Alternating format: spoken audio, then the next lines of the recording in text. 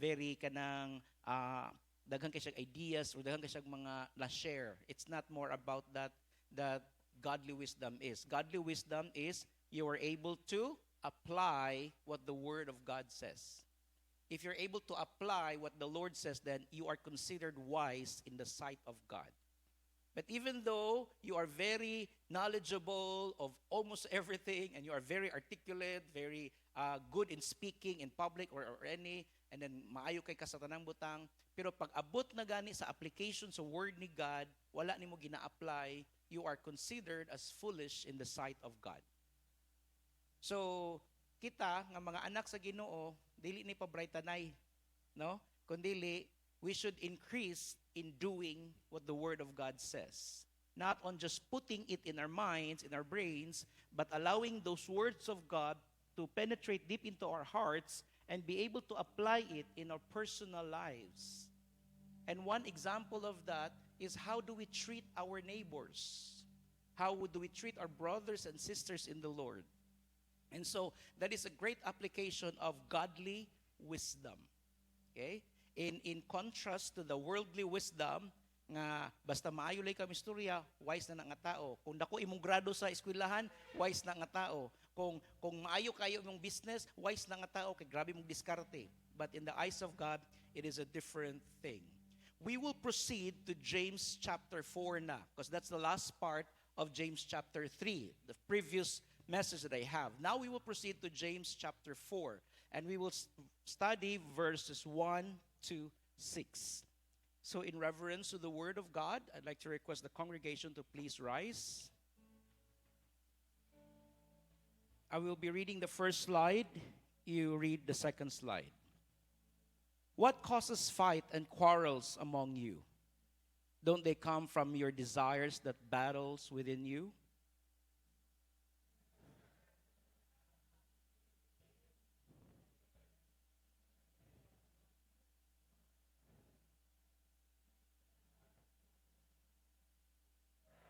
When you ask, you do not receive, because you ask with wrong motives, that you may spend what you get on your pleasure.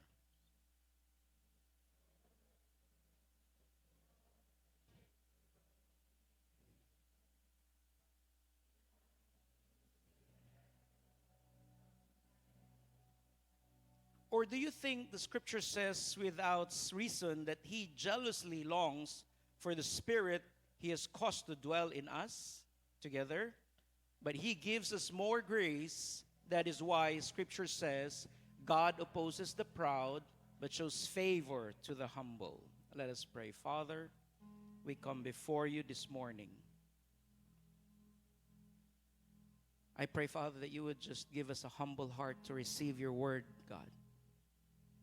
That this is not about me or anybody here, Lord, but this is about us, our relationship towards each other, but most of all, our relationship towards you. Give us a heart that is humble enough, Lord, to receive it and be able to work it out, Lord, if there are things in our lives that is not aligned in your word. You just said, Lord, last sermon that we had, that you want us to have godly wisdom. Now this is the application, Lord, of that godly wisdom. These are real issues that the church, your church, is going through, Lord. These are crucial things, Lord, that we are encountering in a regular basis, God. And so, God, we ask that you would open our hearts and every minds, that we would be able, Lord God, to walk in humility and in your ways, God. Father, I pray that you would cleanse my mouth. Nothing will come out of my mouth that is in my own perception, but only what is of you, God. I ask you, Lord, to put words in my mouth that I will be able to speak forth your very heart. The purity of your word will remain in the hearts of your people this morning. And so we ask this and ask this again and again to you, Lord. In Jesus' name, amen and amen. You may be seated in the presence of the Lord. I entitled this sermon, Chasing Desires. We all have many desires in life. As human as we are equipped with the Lord to long for something, to desire for something, to dream for something. And all of us probably, you have dreams. Yung bata pa ka, what is your dream when you grow up? Yeah, I want to be a doctor, I want to be a teacher, I want to be an engineer, I want to be a businessman. I want to be a driver, no?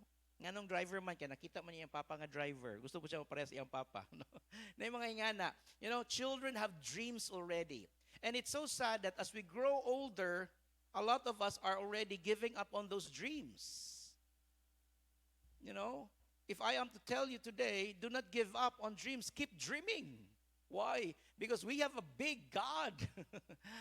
Sometimes we stop desiring or we stop dreaming because we look at the circumstances that we have.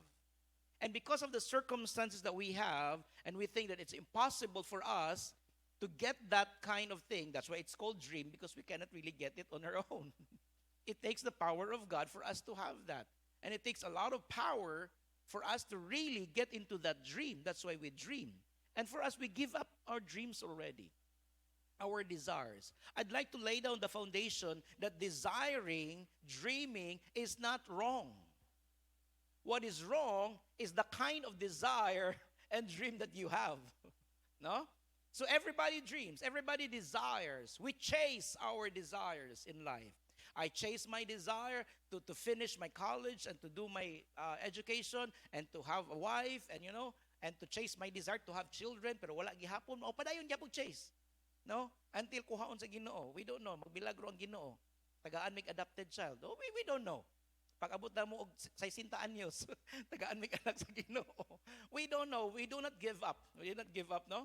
And so, we have those desires in us. Na atay ginatawag na spoken desires o unspoken desires. We all have those. It's not the question of desires, but the question is, what kind of desires do you desire? We all chase desire.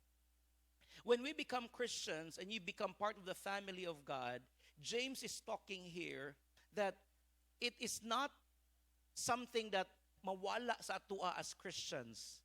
No? Or you would say, it is inevitable gyud ni siya sa atua. Di gyud nato ni siya malikayan. As a family, there are always conflicts in us. There are always conflicts in each of our lives. Personally, inner conflict and conflict towards each other. These are issues nga gi-raise ni James sa mga early church. And it is still relevant sa tua karon. That's why it says in verse 1, what causes fight and quarrels among you? Sa atuang kinabuhi as Christians, na ay mga quarrels and fights. Ang other translation, ang ilang gibutang dito is war. Grabe mas stronger siya nga word. War. There is war. Na ay gira. Pero kani, murag lighter ra kaayo ang NIV. What causes fight and quarrels among you? This is not referring to the unbelievers outside the church, but this is referring to us here inside the church. Unsa day cause or causes why there are fights and quarrels among us? James clearly stated it. But pasabot, this question is something nga nagasulti ka nato nga these are things that are happening in the church. It may not be in Butuan Gospel Church currently, but previously there might be, and in the future there might be, and some other churches, there are also quarrels and fights among us. We have been to different churches already. Na ay mga away sa mga members sa church, na ay mga away between the member and the pastor, there are away put sa mga elders, daghang mga away-away, klase-klase na siya. So even those things, James already addressed those issues in the church. Nag-ingon siya, what causes fight and quarrels among you? Ingon siya nga, don't they come from your desires that battles within you? So those quarrels and fights, kung tanawon yun nimo ang, I will be more psychological aning a part, no? Okay, this is very psychological ang kanisya nga mga terms. So nganong naay away, nganong nag-away man, nganong naay quarrels man among you, tungod kay naay mga inner desires nga naa diha sa imuha. Nya kana nga mga desires naga-battle na within you. Unya tungod kay dili man nimo siya makuha or sometimes dili nimo siya masabtan or dili nimo siya ma-address, ang mahitabo dayon is sometimes you would do something towards the other person nga makarelate ka. Later on I will tell you. So, what are these worldly desires? No, we're not talking about godly desires here. Kay kani what causes fight and quarrels, but these are desires that are worldly, desires that would lead to quarrels and fight. Ingon si William MacDonald, he's one of the theologians, in which there are tulo ka butang ang iyahang gisulti that causes fights and quarrels among us believers. Okay? One is lust to accumulate material possession. Kana bitong gusto gyud kaayo nimo nga makakuha gyud kag mga gamit nga to the point nga you would do everything just to get that material possession. Nga even to the point nga wala na kay laing hunahuna but to get possession sa materials, mga gamit or usa sakyanan, balay or sa pang mga gamit nga naa mo nga you would do everything just to get that. Okay? And because of that kind of desire that is in you, nga you even forgot already unsay plano sa Ginoo. Nga ang ways sa Ginoo imo nang italikdan kay tungod sa grabe nga desire to accumulate material possession. It is not wrong to accumulate material possession. What is wrong is when you lust. I'm saying this again. It is not wrong to accumulate possession. No, naakay gamit, naakay sakyanan, naakay balay. It's not wrong to have that. Many Christians are blessed by the Lord with those material things.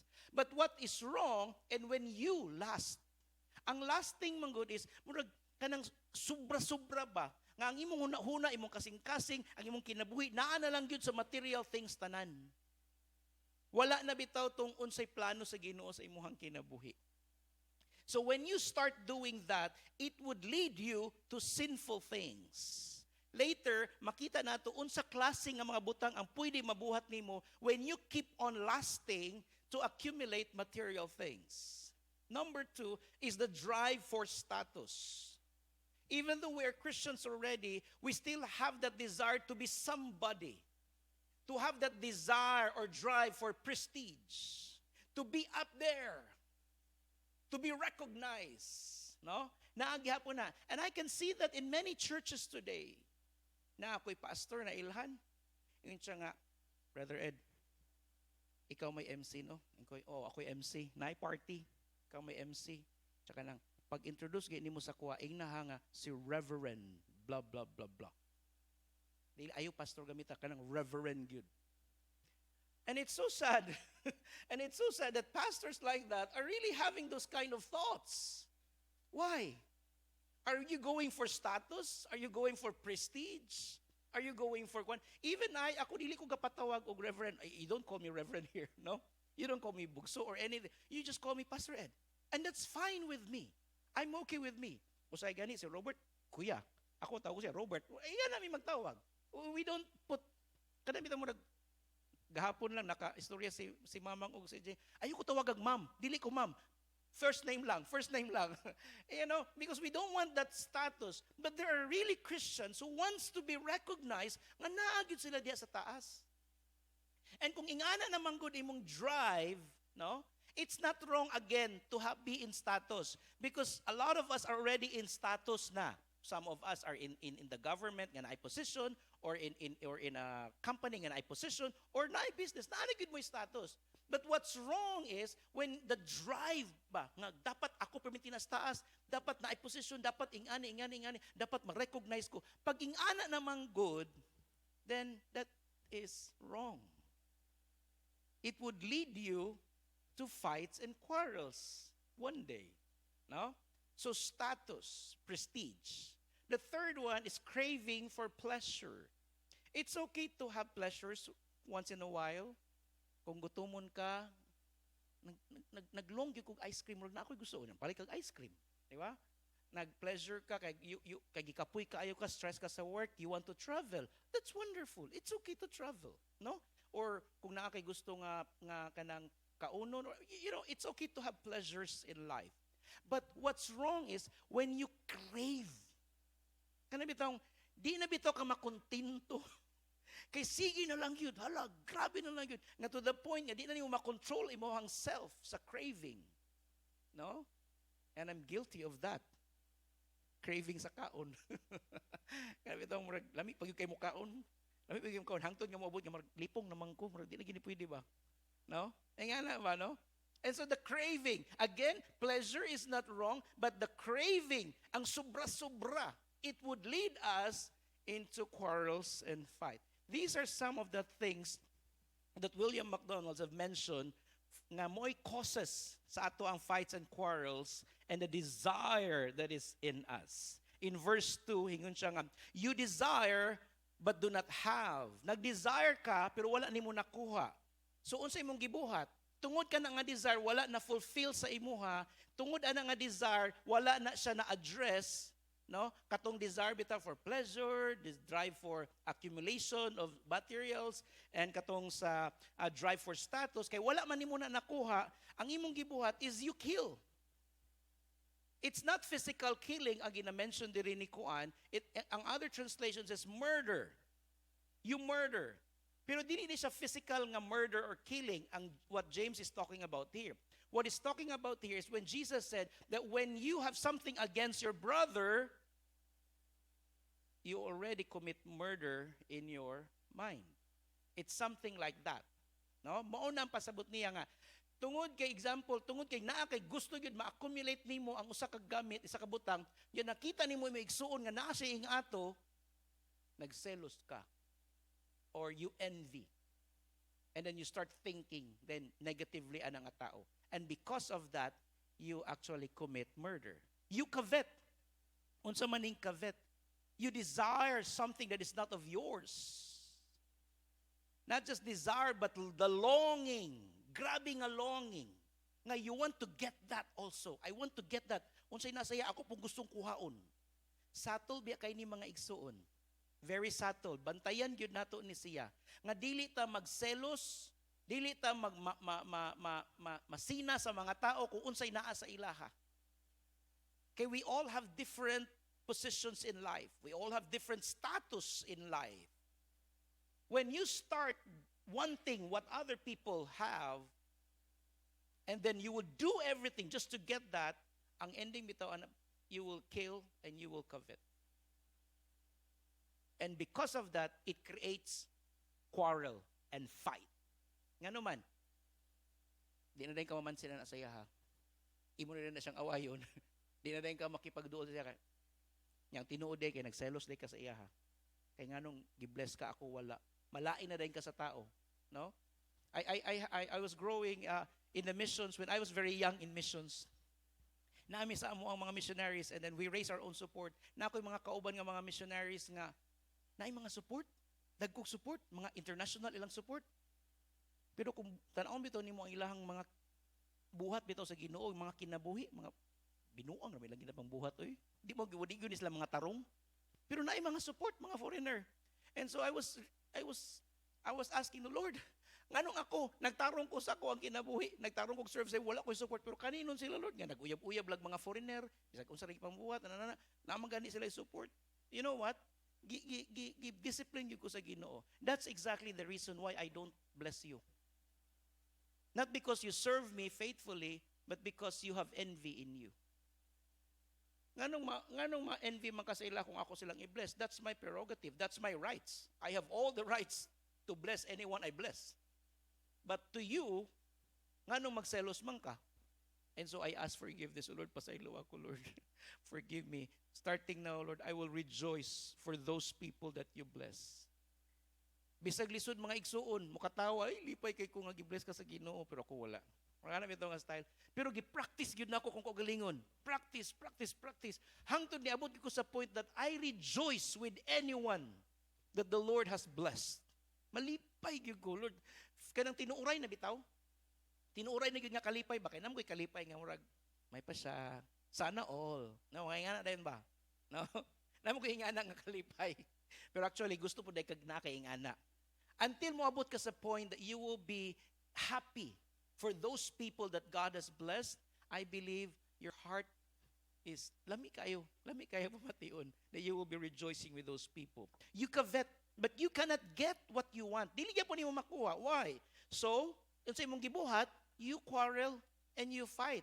Kasi you want to get what she has, so you will do something para makuha nimo.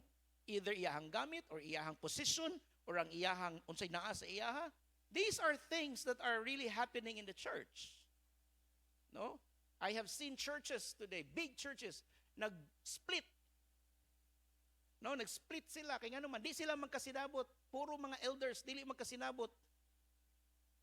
No, naay kani gusto niya ingani, ang kani isa gusto niya ingani, di sila magkasinabot.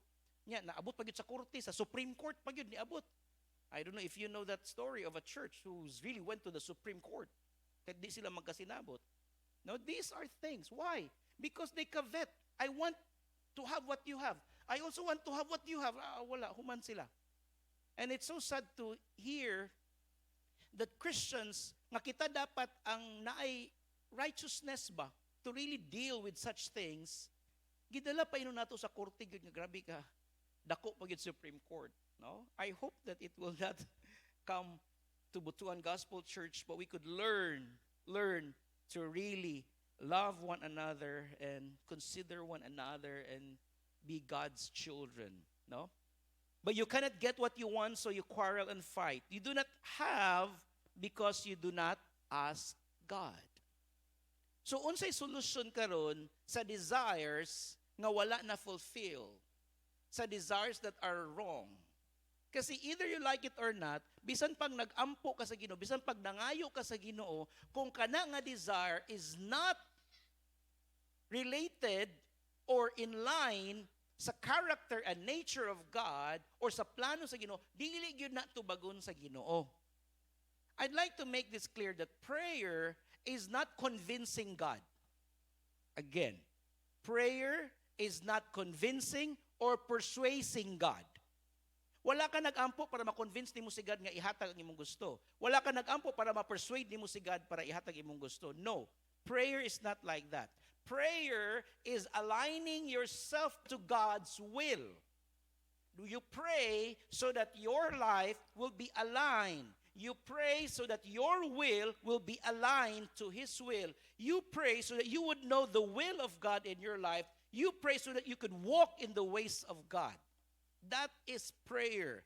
Jesus says, let your kingdom come. Your will be done on earth as it is in heaven. So it is not our will, but the will of God. So prayer, tanggala sa inyong huna-huna mga igsoon, nga kumuampo mo para ma-convince ninyo si God. No, God has already ordained things for you.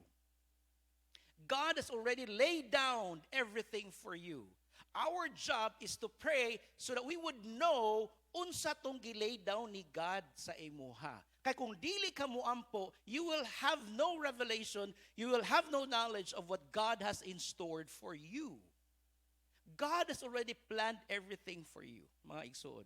So don't ever think that you pray so that I can convince God. No, God is not like that. Or magpray ka kay para, magpray ko, balik-balikon yun ako nag-pray. Kapilahon ako ni prehangto, di ko muundang prehangto dili ihatag sa Ginoo sa kuha. Is that the kind of mentality that you have in prayer? I'm sorry to say, but it doesn't work like that. Nay nagpray pas, nagampo naman ko pas, o mangyapon gitubag. I don't think so wala gitubag sa Ginoo. Because when you ask, He will give it to you. When you pray, He will answer. Pero ang question lang is, do you like the answer of God when you pray? Okay?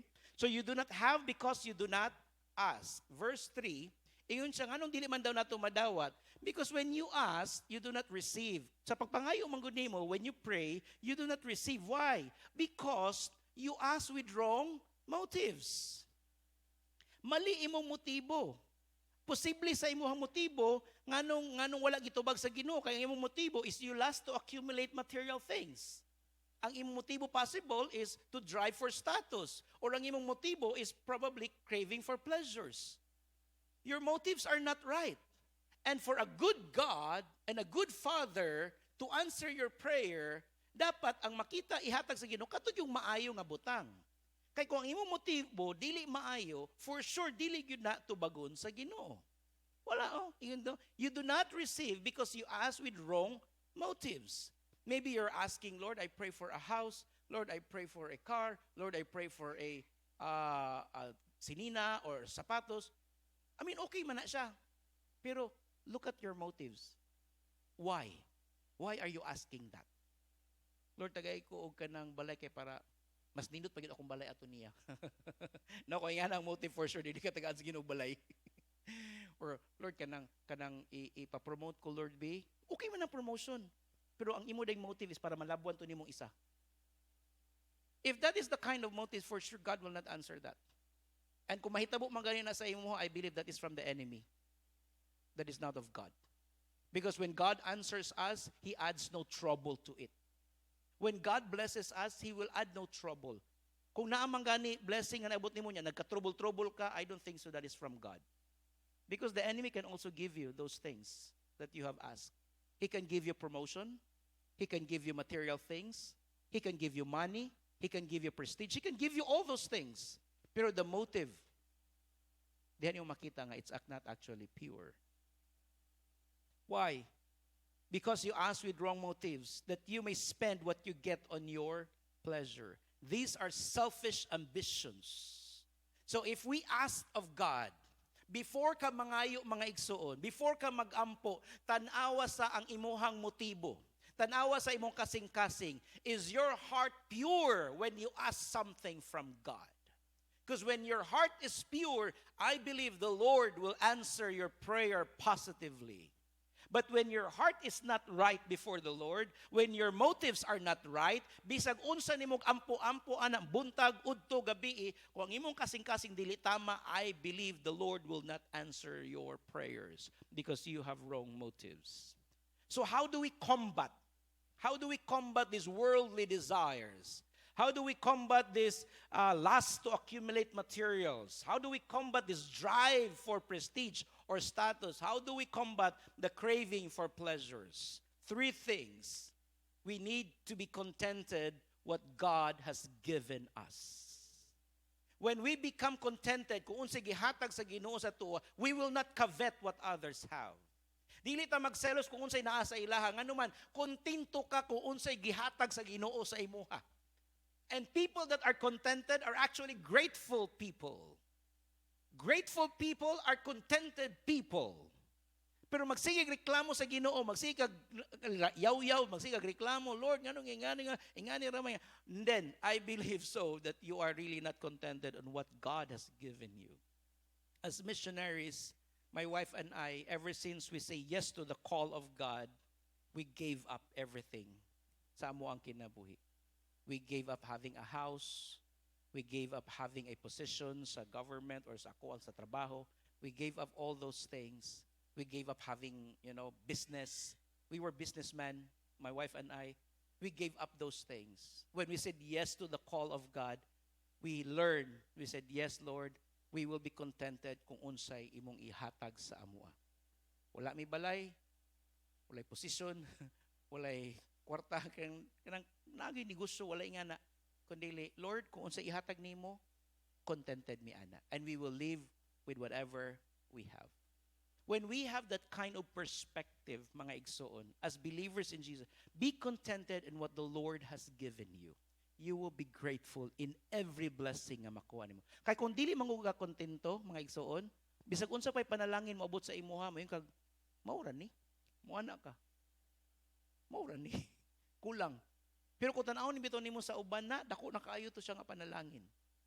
But when you are contented, anything, mo nang diha gani sa base, kung naipadala nga anything, mga ginagmay, mga dinagko, grabe, yun na mong kalipay. Why? Contented man gud mi kung unsay naa.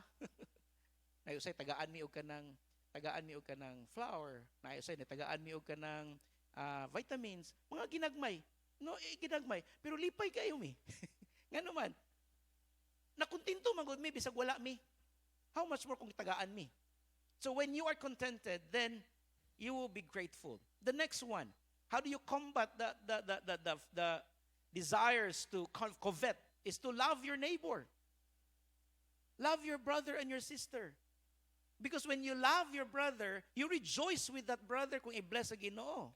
When you love your brother, you will not drag the person, katulad ng crab mentality nga style, you will not pull him down, but instead, you will be actually the one holding the ladder para mas makasaka pagid siya. Because you love your brother. You will not say anything against your brother or your sister, but instead you will encourage because you love.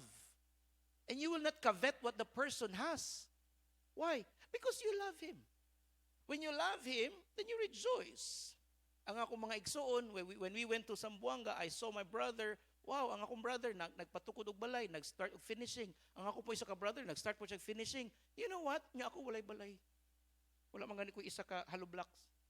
Pero when I went there, and I saw them, I rejoiced in my heart. I even cried, thanking the Lord for what the Lord has done sa ako ang mga igsoon. Kung giunsa sila pag-atiman sa Ginoo, I even helped them. Oh, tabangan ta mo, pagpili sa tiles, pagpili sa materials, ingani. I helped them. Why? Because I rejoice with them. I don't compare myself with them because lahi ang akong tawag, lahi po ang ilahang tawag. I am contented of what God has given me. And it doesn't mean that naa sila'y balay, ako walay balay, I cannot bless them. I also bless them of what I have. When we have that kind of mindset ba, that we rejoice with people that God has blessed, I believe you will have your time also that the Lord will bless you. Until your heart is right. Until your motives are right. So if your prayers are not yet answered by the Lord, check your heart. Tanaway mo kasing-kasing mga igsoon, kay basig dili tama.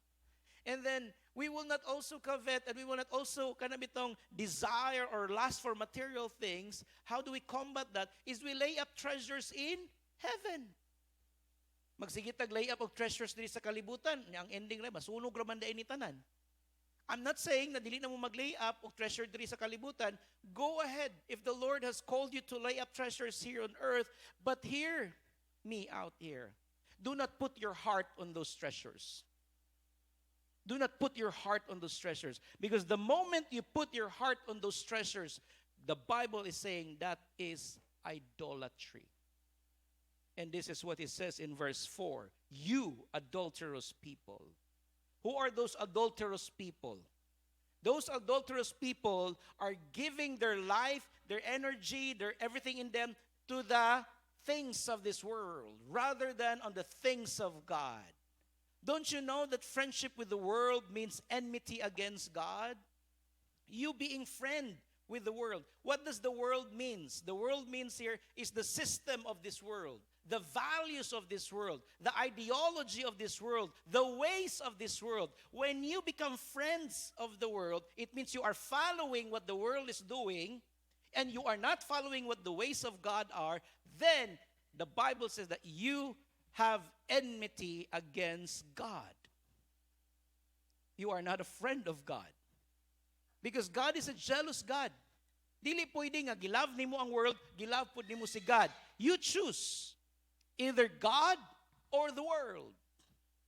You cannot just follow the ways of the world and you say you are a Christian. No. When you say you are a Christian, you follow the ways of God. Don't follow the ways of the world. Because if you do that, then you have enmity between you and God. Anyone who chooses to be a friend of the world, when I say the world again, the system, the ways, the values of the world, you become an enemy of God.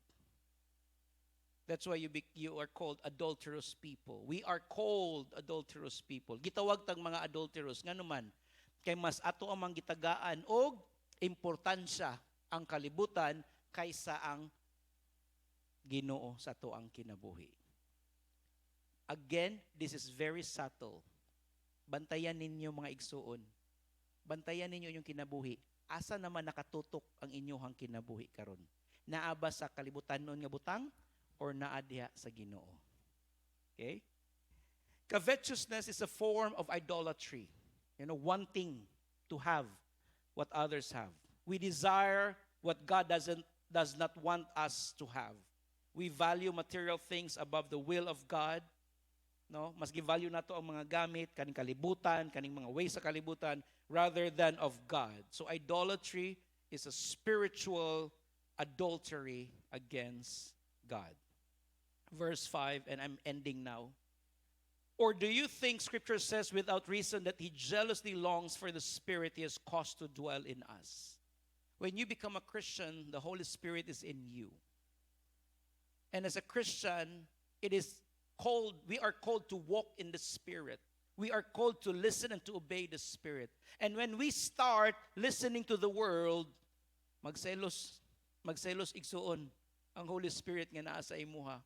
Kay siya nga, ako nga Holy Spirit naa sa imo, wala ka naminaw sa ako, pero sa kalibutan ga paminaw ka. We ought to listen to the Holy Spirit, my brothers and sisters, not on the ways of the world. Verse 6, it would be impossible for us, my brothers and sisters, to walk in the ways of God if God will not give us His grace.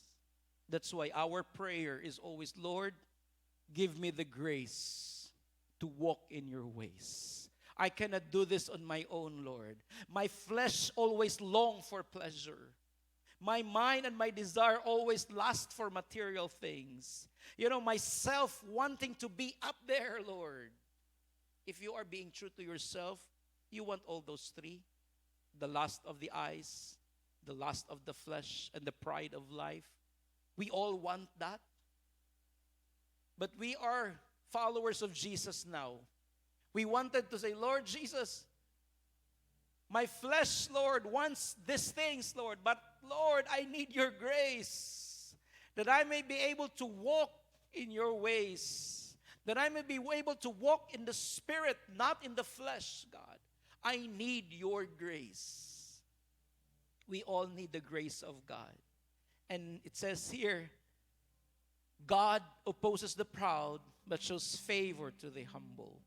When we humble ourselves before the Lord, Lord, ikaw ra gyud akong kinahanglan. Lord, I may have all these things, but these things, Lord, is nothing compared sa imuha nga naa sa ko ang kinabuhi. I could lose all these things, God. Ayaw lang ka. When you come to that point of your life that you're willing to give up everything for the sake of Christ, then diyan niyo makita kung unsa gyud ang naa sa imuhang kasing-kasing. When my wife and I decided to go to a full-time ministry and give up her job in the government, and I have to give up our business and all those things to go for full-time in the Lord, trusting in the Lord to provide for us. Dadto na ko nakita nga, Lord, tinuod gyud ay ang among kasing-kasing. Kay matistingan mangguga. Kay sa panahon bitaw nga wa na kay kaunon, balik na lang kog trabaho. Sa panahon bitaw nga kana bitaw na ay mga challenges, ay mas maayo man tong na ako sa COA kay maka-provide pa man ko mga ingana. Sa panahon bitaw nga kana murag nagkasakit or naay mga panginahanglanon, mas maayo to namin negosyo kay naay kwarta. Diha gyud matistingan igsuon. Diha gyud matistingan ang imong tinuod nga kasing-kasing kung asa ba gyud ka. Kung mataranta ba ka? Kay kung tinuod yung ka nga gitawag sa Ginoo to follow Him, and I believe that you are truly called by the Lord to follow Him. I hope that you will choose Him rather than the things of this world. And even though you have these things in the world, again, I will tell you again, do not place your heart on the things of this world. Use them to bring God the glory and the honor. Whatever material things, resources that the Lord has given you, use them for the glory of God. Don't ever put your heart, because the moment you put your heart on those things, the scripture tells us that that is idolatry. You replace God with the things, the temporal things of this world. Enjoy what the Lord has given you. Enjoy it. The Lord has blessed you with that. But again, do not put your heart. Instead, give God the glory. Para walay away mga igsuon sa ato ang simbahan. Para walay mga away-away diri, let's be contented kung unsay naa sa atoa. Let's love our brothers and sisters. Let's rejoice for those the Lord has blessed. And for those who are in need, magtinabangay ta para walay away sa ato ang simbahan. Amen? If you agree, you say amen. Let us pray. Father, we thank you for your word. Thank you, God, for reminding us again and again that though it is very kanang klaro, Lord, sa matag simbahan, that there are quarrels and fights, but Lord, we ask for your grace diri sa imong simbahan sa Butuan Gospel Church. Allow it, Lord, that our desires are the desires of loving our brothers and sisters, the desire of be contented, and the desire, Lord God, of wanting more of you in our lives rather than the things of this world, Lord. We need your grace every day sa among kinabuhi, Lord.